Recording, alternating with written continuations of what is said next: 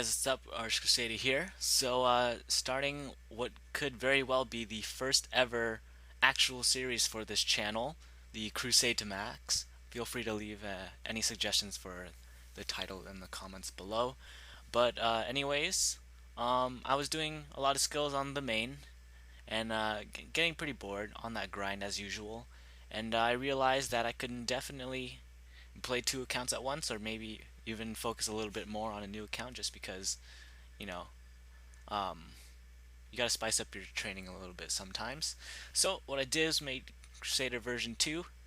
Wasn't completely from scratch. It was an old refer a friend that I had um, done a little bit of '07 on, and then forgot about it, and then so I bought the bronze premier membership for it, and yeah, and I'm having some fun, I guess. So what I did start off was to do a little bit of wood cutting with oaks.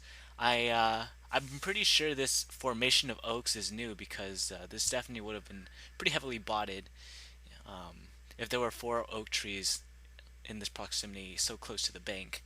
But yeah, so I did that, got to a nice 35 wood cutting before moving on and doing something else. At the beginning of training this account, I pretty much took the approach of an Iron Man, just because I didn't want to transfer too much money from the main. So basically, good first quest to do is the Blood Pact, so you can get the charge bow and whatever staff that is that doesn't use any runes or whatever. So yeah, did my first quest, not too bad. Um, Finished in like what 10 minutes, and it unlocks one of the best combat and training ways for low levels, pretty much 1 through 50, unless you are boosting with the main. But then that's not really the goal for this account. So yeah. And of course, when I do have to actually pay attention on Crusader, then I do, go to RuneSpan, just because it is something AFK. Getting rune crafting up is kind of valuable, I guess, if I do want to do like astrals or something like that to make money. But then again, there are probably better money making methods for an alt than that. But yeah, that's what I did while I was AFKing on the main. So, as I alluded to before, these warped cockroach thingies are pretty much the best way to train, um, your mage and range at lower combat levels, just because you do pretty much one-shot them for a decent amount of XP. Definitely better than chickens or cows or the pale wisps, like northwest of the wizard's tower or whatever may have you.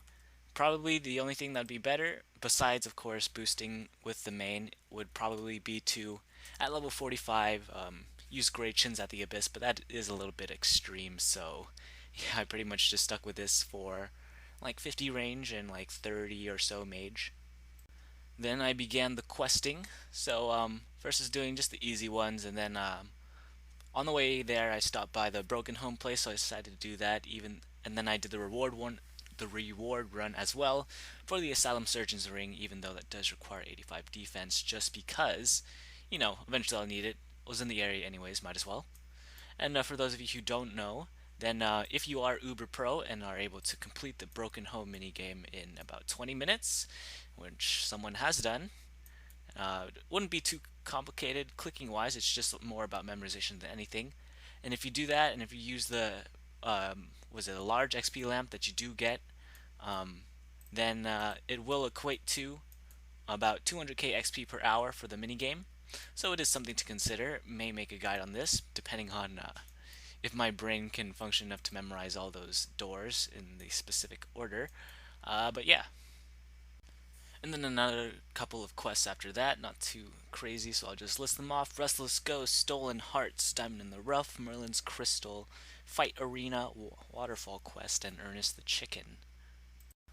And then I didn't show the clips of me actually training mage yet, but yeah, I did start training range, stopped at 30. I probably should have focused more on mage over range first, just because, of the two skills that are helpful for safe spotting bosses early on, mage is probably more helpful just because you also get the non-combat utilities like teleports, superheating, whatnot, stuff like that. So, but anyways, back to this, and then I stopped at 30 so I can surge.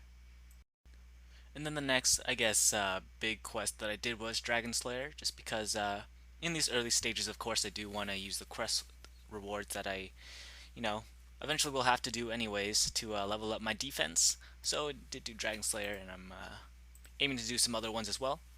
So yeah, now I can wear that nice blue d'hide body slash rune plate body if I so desire.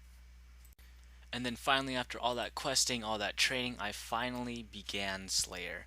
So I did do a couple of things like God statues a little early on. Probably shouldn't have done it so early, but to get my Slayer up a little bit. But yeah, the first task ever on this account was ghouls, and you can see my setup now. You got the nice green d'hide body, dual rune crossbows, addy bolts, and nice black. What is it called? Black mask? Not Slayer mask. Black mask.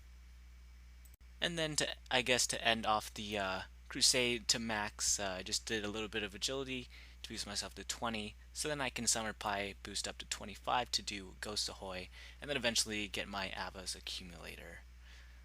Now you see a little bit of a rundown of my skills overall. So this is the results of about not really a week of training because I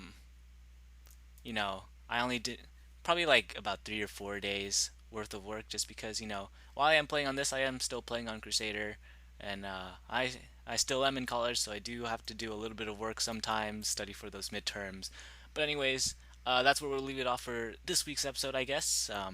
So total level 634, combat level 63, and looking pretty sharp if I do say so myself. So anyways, hope you guys want to see more of this. So like the video if you liked it, of course. Comment with any comments. Subscribe for more content. And as always, stay efficient, my friends.